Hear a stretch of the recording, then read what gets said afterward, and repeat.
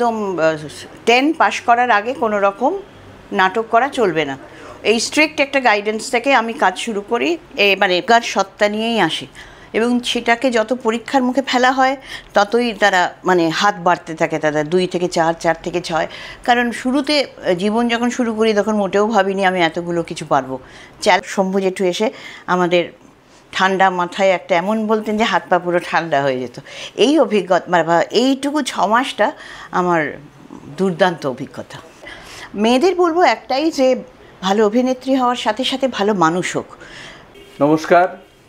থেসপিয়ান্স নাট্যদলের 30 বছর পূর্তি উপলক্ষে আমরা যে উদ্যোগ নিয়েছি, বিশিষ্ট কিছু নাট্য ব্যক্তিত্বের সঙ্গে কথা বলে থিয়েটার সম্পর্কে তাদের বক্তব্য, তাদের কথা আপনাদের সামনে আমরা তুলে ধরতে চাই।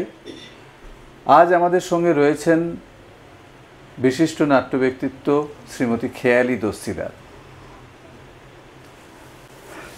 দিদি, থেসপিয়ান্সে আপনাকে স্বাগত জানাই। আপনার সম্বন্ধে নতুন করে দর্শকদের কিছু আর জানানোর নেই, সকলেই আপনাকে চেনেন, আপনার সম্বন্ধে অনেক কিছুই জানেন, আপনার অভিনয়ে আমরা মুগ্ধ। শুধু জানতে চাইব যে আপনি তো একটা থিয়েটার বা অভিনয়ের একটা ঐতিহ্য বহন করছেন।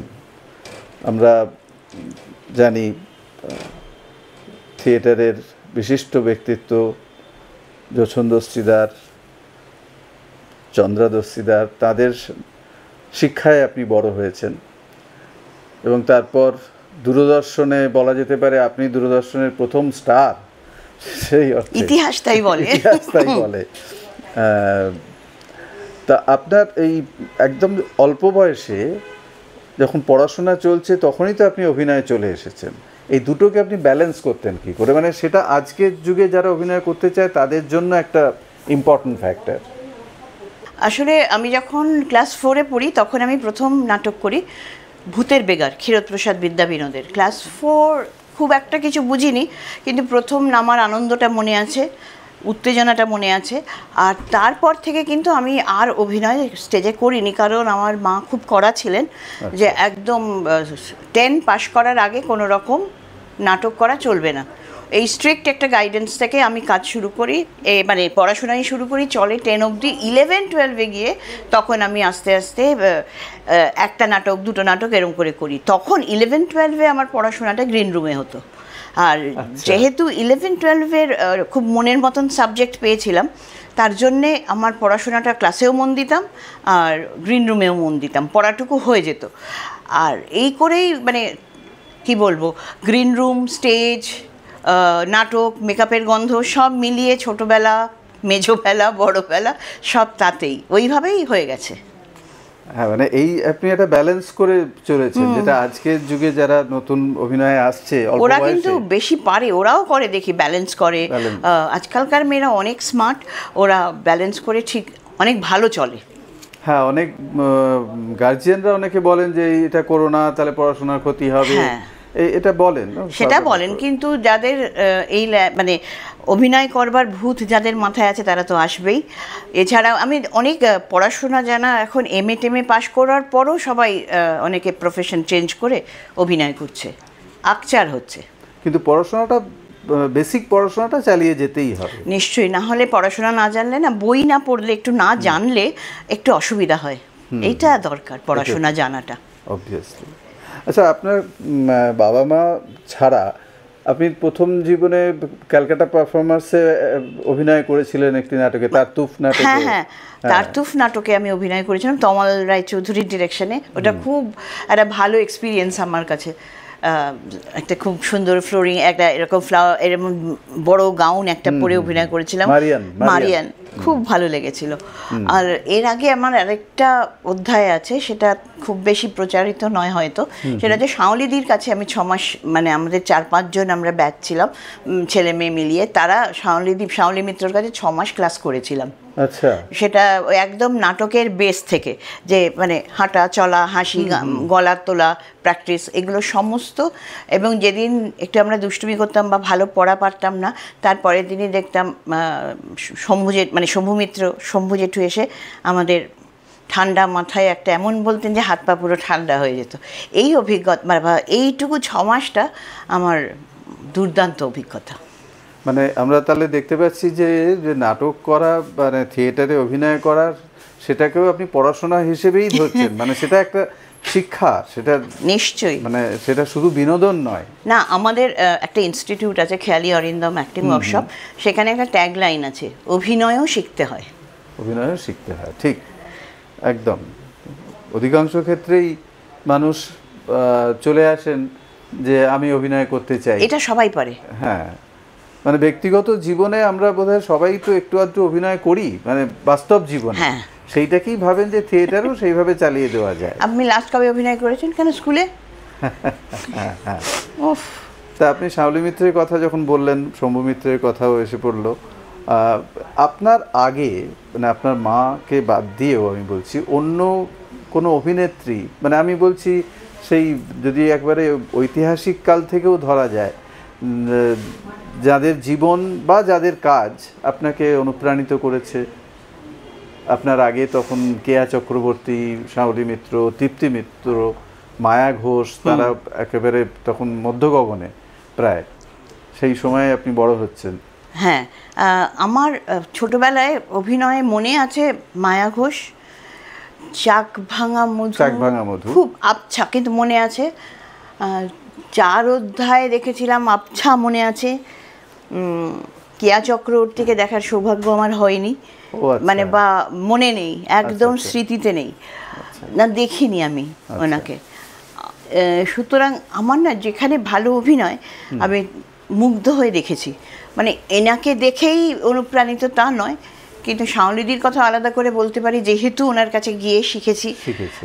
নাথবতী অনাথবধ পাগলের মতন ভালো লেগেছিল, সেই জন্যে ওনার প্রতি আমার একটা আলাদা ভালোবাসা, আদর আছে। তো সুতরাং বলা ভালো তাহলে শাওলিদি। আচ্ছা, তা এরপরে আপনি থিয়েটারে যখন চারবাকে অভিনয় করতে লাগলেন, তারপরে আস্তে আস্তে আপনি নাটক লেখা, নাটক নির্দেশনার দিকেও এলেন, সেটা কিভাবে ঘটলো? মানে প্রয়োজনের তাগিদে, না এটা আপনার অন্তরের তাগিদে? যতদিন বাবা বেঁচে ছিলেন, মা বাবা দুজনেই ওনারা তো নাটক লিখতেন, নাট্যকার ছিলেন, মাও ভালো নাটক লিখতেন, খুবই ভালো। ইনফ্যাক্ট মায়ের হাতের লেখা নাটক প্রত্যাশা, মুখোমুখি, বনজারা প্রচুর কলস পেয়েছে, খুব ভালো বক্তব্য, এবং যেটা মা খুব ভালো পারতেন, খুব নারীকেন্দ্রিক গল্প লিখতেন, যেটা আবার আমার কলমে আসে না। মানে কিন্তু আমি সাংঘাতিকভাবে নারীকেন্দ্রিক গল্প ভালোবাসি, বিশ্বাস করি, কিন্তু সেইখানে আমার হাতে খালি দেখি যা বেরোয় সব ওই পুরো সবটা নিয়ে, আলাদা করে আর বেরোয় না। মার ডায়ালগ ভীষণ একদম চর্বিহীন ডায়ালগ, একদম মেয়েদিন জর্জরে ডায়ালগ, খুবই ভালো লাগতো। তো সেইখান থেকে আমার তাগিদ সেরম কিছু বুঝিনি, কিন্তু একটা ভালো লাগা ছিল। স্কুলে লিখতাম, স্কুলে নাটক হতো, তখন সেখানে ছোট ছোট লিখে বুঝতাম যে আমি পারি লিখতে। বাবা চলে যাওয়ার পর, মা চলে যাওয়ার পর নাটক লিখি ফার্স্ট কান্দে কেন বেহুলা সুন্দরী। তো সেই নাটকটায় অনেক গান ছিল, অরিন্দম তখন সুর দিয়েছিল, ওইটা আমার প্রথম লেখা। লিখে ডিরেকশন দিয়ে কি যে আনন্দ হয়েছিল, মানে মনে হয়েছিল একটা আলাদা জগৎ, লেখার জগৎটা মনে হয়েছিল আরে বাস দারুণ। তো এখনও বলবো আমার লেখার জগতের নাটক, গল্প, উপন্যাস যাই লিখি, ওইটা আমার কাছে মনে হয় এই আকাশে আমার মুক্তি, আলোয় আলো, খুব ভাল লাগে লিখতে। সুতরাং নিজের মনের তাগিদেই লিখেছিলাম। কিন্তু আপনি যখন নাটক লেখেন, তারপর যখন মঞ্চে সেটাকে মানে শেষ পর্যায়ে এসে যখন দেখেন, তখন কি আপনার মনে হয় যে আপনি যা বলতে চেয়েছিলেন সেটা সম্পূর্ণভাবে প্রকাশিত হলো? আমার লেখায় ভীষণ জোর দেওয়া হয় অভিনয় কেন্দ্রিক হয় ভীষণ। সেখানে অভিনয় কারোর কম হলে মনে হয় সবটা বুঝি বলা হলো না। তো এখন নিশ্চয়ই সবার থেকে তো আমি সেই জিনিসটা পাবো না, সেইটা হয়তো আমার মাথায় ঢুকতে অনেক সময় লাগে। তাই মনে হয় যে ও একটু ভালো করলে এইটা বোঝা যেত, ও একটু ভালো করলে এইটা বোঝা যেত, ওইভাবে তো মনেই হয়। আর আফসোস এইটার সাথেই আসে একটা প্রশ্ন, মানে আমি জানি বলেই বলে দিচ্ছি, সেটা হচ্ছে যে আমি লিখেছি আজ অবধি 4টে নাটক, কান্দে কেন বেহুলা সুন্দরী, শিরোনাম, ভীতি ও শুভেচ্ছা, এবং লাস্টলি চরণের সেবা লাগে। এই 4টে নাটকই অদ্ভুতভাবে বাধাপ্রাপ্ত হয়েছে। মানে কান্দে কেন বেহুলা সুন্দরী অবশ্য অনেকগুলো শো হয়েছে, তারপরে আস্তে ওটা বন্ধ হয়, তারপরে শিরোনাম বন্ধ হয়, মানে এক একবার এক একটা কারণে বন্ধ হয়ে গেছে। এবং আমার এই জায়গাটা প্রচণ্ড অসুবিধা মনে হয় যে আমার নাটক মানে কোনো না কোনো কারণে বন্ধ হবে। মানে সেটা কি আভ্যন্তরীণ কারণে নাকি বাইরে? না, সত্যি সেটা হয়। মানে কিছু আভ্যন্তরীণ কারণ আছে, কিছু অদ্ভুত কারণ আছে, সব মিলিয়ে না নাটকটা বন্ধ হয়ে যায়। মানে এটা এবারেও সেটা হচ্ছে, মানে অনেক বাধাপ্রাপ্ত হচ্ছে, মানে সেই কারণগুলো খুবই জেনুইন। এখন আপনি নাটক কি লিখছেন?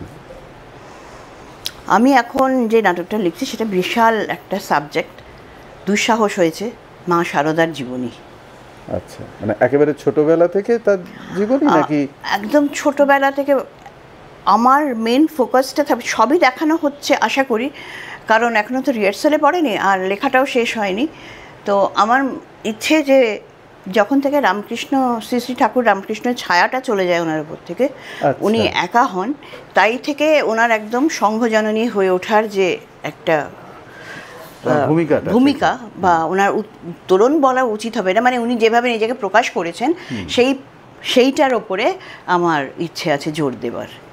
আচ্ছা, উনি অনেক গঞ্জনা সহ্য করেছেন, বা উনি তো ভীষণভাবেই সাধারণ, মানে এত সাধারণ থেকেছেন যে সাধারণরাও বলবে সাধারণ, মানে এত সাধারণ। তো এই সাধারণ জীবনযাপনের মধ্যে যে অসাধারণত্ব ব্যাপার, সেটাই হচ্ছে আসল। আজকে নড়বড়ে এই চারিদিকের অবস্থা, সমাজ এত টালমাটাল চলছে, স্বামী স্ত্রীর অশান্তি, সম্পর্ক টিকছে না, ডিভোর্স হচ্ছে, বাবা ছেলে, এই সমস্ত মিলে এমন একটা অশান্তিকর পরিবেশ। ওর মধ্যে আমার মনে হয়েছে শারদা মা একটা খুব ভালো উত্তর। আচ্ছা, তো উত্তর বলতে কি, যে যেভাবে সেটা নেবে, আমি তো আর বলে দেবো না যে তুমি এইটা ফলো করো, এইটা ফলো করো। উনি অনেক কিছু বলে গেছেন, তার মধ্যে তুমি যেটা নেবে সেটা তোমার। মানে সমাধানটা খুঁজে নেওয়া যেতে পারে। আমার মনে হয়েছে ব্যক্তিগতভাবে যে এই মুহূর্তে এটা দরকার, একটু পজিটিভ কথা, একটু শান্তি, একটু কোথায় পাবো একটু ছায়া, যদি পাওয়া যায়। তো এটা তো বেশ একটা গবেষণামূলক কাজ, কারণ তাকে কিছু মানুষ তাকে জানে মানে তাদের ভক্তি থেকে, আর কিছু মানুষ জানেন শুধুমাত্র শ্রী শ্রী রামকৃষ্ণদেবের স্ত্রী হিসেবে, এইভাবেই তার পরিচয়।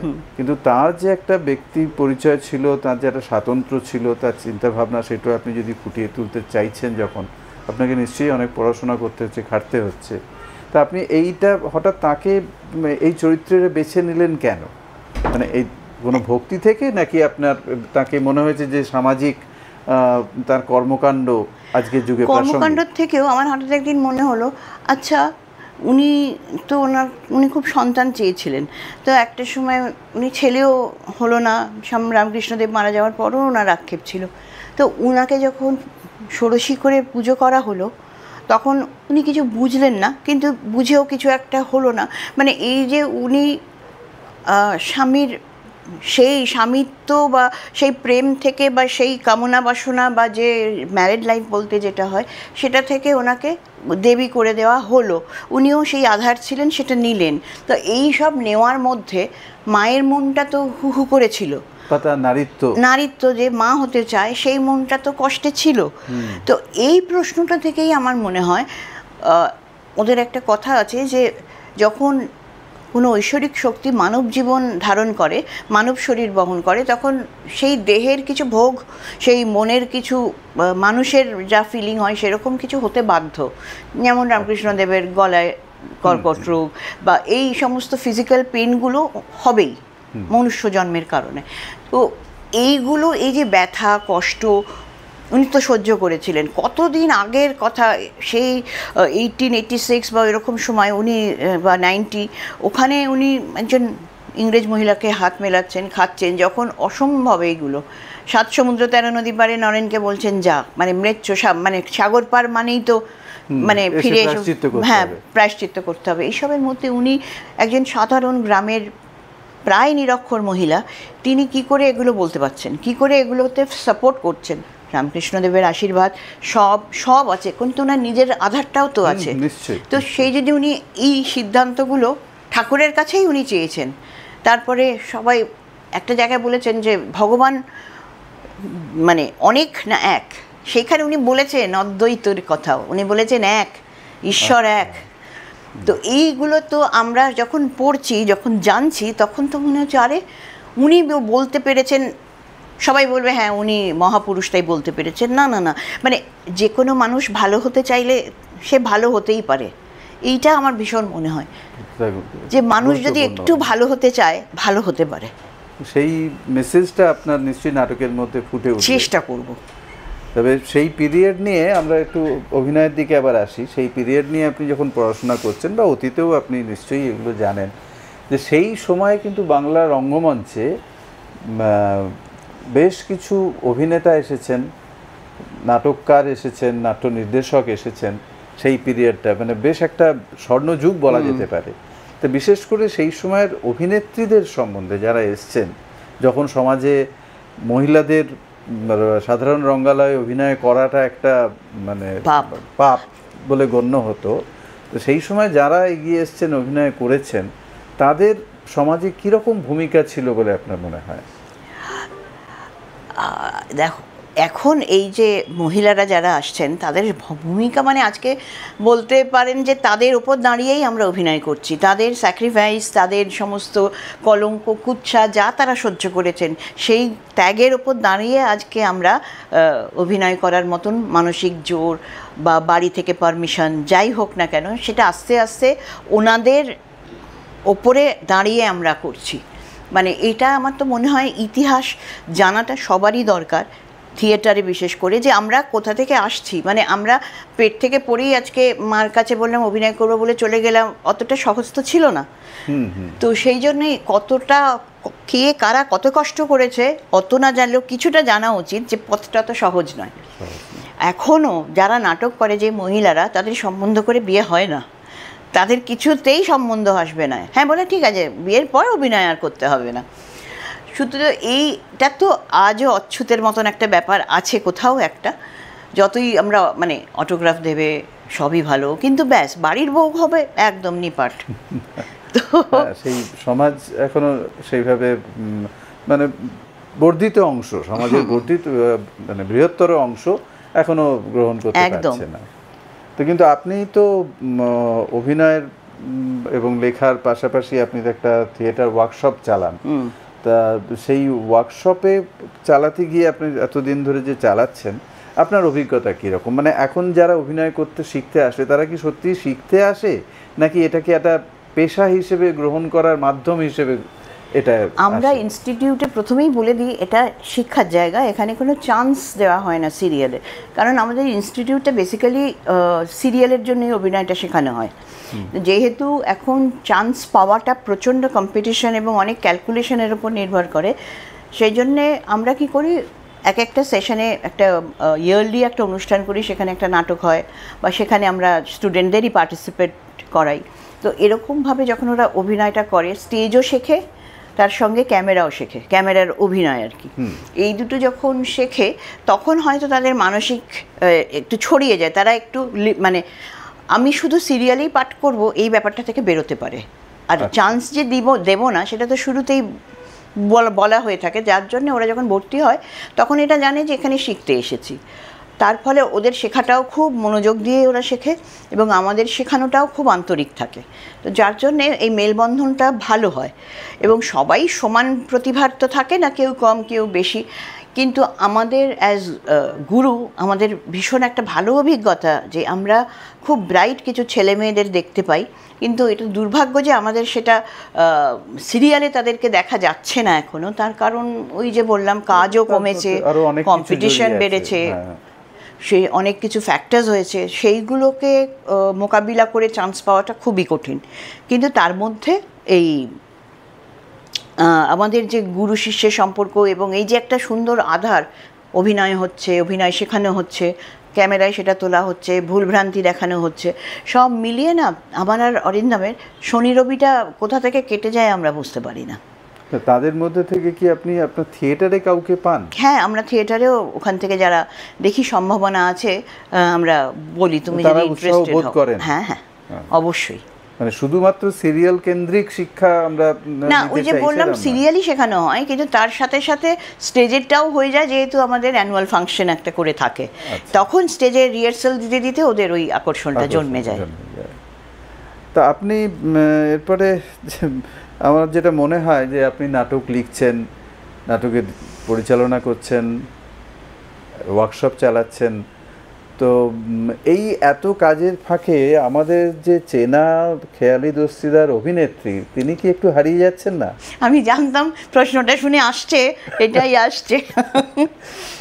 হ্যাঁ, অনেকটা হারিয়ে যাচ্ছে, অনেকটা হারিয়ে যাচ্ছে। এটার একটা কারণ, আমি নিজে নারী কেন্দ্রিক নাটক লিখতে পারি না, নিজের জন্য কোনো রোল মাথায় রেখে লিখতে পারি না। আর দ্বিতীয় হচ্ছে, অরিন্দম যেসব নাটক লেখে সেটাও পুরুষ ঘেঁষা, এবং সেখানে কোনো মহিলা বিরাট কিছু করছে না, মহিলারা জেনারেলি প্রেম করতে আসে, বললেই রেগে যাবে, কিন্তু এটা হয়। তো সেই জন্যে আমার অনেক দিন ভালো অভিনয় করা হয়নি। আপনার চলো পটল তুলিতে আপনার অভিনয় অসাধারণ, মানে না, তারপরে আর সেরমভাবে সত্যি হয়নি, অরিন্দমও লেখেনি, আমিও ভাবিনি, একটু পড়ছে, ভাটা পড়ছে, বেশ ভালো ভাটা পড়েছে। না ওইটা তো আমরা নিশ্চয়ই চাইবো আপনি মঞ্চে অভিনয়টা করুন, আপনাকে দেখে অনেকে অনুপ্রাণিত হবে, শিখতে পারবে। আপনি যতই শেখান, আপনি কিন্তু মঞ্চে আপনি যেটা করছেন সেটা দেখে যদি কেউ শিখতে পারে, এটা তো ভারী কঠিন জিনিস একটা। হ্যাঁ, কিন্তু ওই যে আপনি শেখাচ্ছেন, কিন্তু যেটা আপনি করছেন যখন, তখন একটু কিছু তার মধ্যে এসে যাচ্ছে, যেটা আপনি শেখাবার সময় আপনি হয়তো বলতে পারছি না। ঠিক ঠিক, কালকে আমাদের এই অ্যানুয়াল ফাংশনের রিহার্সাল চলছে, কিছুতেই একটা জিনিস হচ্ছে না, তো আমি বললাম দাঁড়া উঠে এরম করতো করে বলে যখন বসছি, যারা কো-অ্যাক্টরস ছিল তারা বললো, ঘরটা কিরম ঝমঝম করে উঠলো। এলাম দেখ, এই যে, তখন আবার যাকে বললাম সে বলল, এলাম এইটা হবে, সেটা বলে আমি পাচ্ছিলাম না, করে দেখাতেই সেটা এসে গেল। ঠিকই, দেখে শেখাটা তো সবচেয়ে ভালো। সেই জন্য আমি চাইবো যে আপনি অভিনয়টার সঙ্গে যুক্ত থাকুন, অভিনয়টা করুন।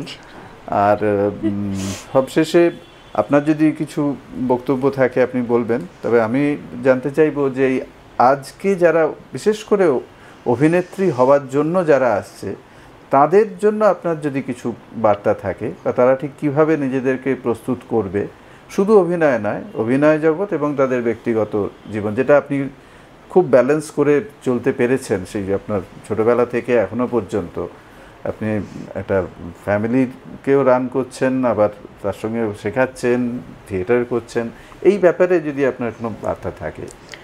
আমার মনে হয় মহিলারা দুর্গা নিয়েই জন্মান, দুর্গার সত্তা নিয়েই আসে, এবং সেটাকে যত পরীক্ষার মুখে ফেলা হয় ততই তারা মানে হাত বাড়তে থাকে, তাদের 2 থেকে 4, 4 থেকে 6। কারণ শুরুতে জীবন যখন শুরু করি তখন মোটেও ভাবিনি আমি এতগুলো কিছু পারবো। চ্যালেঞ্জের কোনায় পিঠ ঠেকে না গেলে হাত বেরোয় না, তো সেইটা যে খুব সুখকর তাও নয়, কিন্তু হয়ে যাচ্ছে, চলে যাচ্ছে, করতে পারছি। তাই জন্য আজকালকার মেয়েরা অনেক স্মার্ট, তারা অনেকগুলো করেই না, মানে করবো না, বিয়ে করবই না। তারা আজকাল বেশিরভাগ দেখি মেয়েরা মানে বিয়েই করবো না, করবো পরে, মানে যেটা নিয়ে আমরা প্রেম করেছি, বিয়ে করব, পাগল হয়ে গেছি, এখানকার মেয়েরা অনেক স্টেডি, করবো, আর ঠিক আছে দূরে থাকে, নো প্রবলেম, আগে তো এটা করি। এটা দেখে মুগ্ধ না হয়ে পারিনি যে বাবা এরা কাজকেই গুরুত্ব দিচ্ছে। এইটা কোথাও ভালো, কোথাও হয়তো জানি না, এটা কিছু বলার দরকার নেই এখন। মেয়েদের বলবো একটাই, যে ভালো অভিনেত্রী হওয়ার সাথে সাথে ভালো মানুষ হোক। পাশে যদি কেউ একটু পড়ে যায় বা হোঁচট খায়, তার হাতটা যেন ধরে। এমন নয় যে নিজেকে দেখতে গিয়ে পাশের মানুষটার কথা ভুলে গেলাম। একটু যদি ভালো হওয়া যায় ভেতর থেকে, তাহলে শুধু অভিনেত্রী হিসেবে নয়, মানুষ হিসেবেও লোকে তাকে অনেক বছর মনে রাখবে। এইটা থেসপিয়ান্সের জন্য আপনার যদি কিছু বলার থাকে। আমি এই মুহূর্তে বলতে পারি থেসপিয়ান্সে 30 বছর হলো, এবং আমার শুভ কামনা তাদের সাথে রইল, এবং এটাও বলি আরও 30, এবং আপনার ছেলে, তার ছেলে, তার ছেলে, তার মেয়ে, যে হোক, এটা যেন চলতেই থাকে, সুন্দর সুন্দর নাটক উপহার দেবেন। অনেক ধন্যবাদ এতটা সময় দেওয়ার জন্য। আপনার কথাগুলো নিশ্চয়ই যারা শুনবেন, তাদের মধ্যে যারা ইয়াংস্টার তারা ঋদ্ধ হবেন, যারা আমাদের সমসাময়িক তারা নিশ্চয়ই হয়তো কোথাও কিছু মিল খুঁজে পাবেন তাদের চিন্তাভাবনার সঙ্গে। এই জন্য থেসপিয়ান্সের পক্ষ থেকে আপনাকে অনেক ধন্যবাদ। ধন্যবাদ।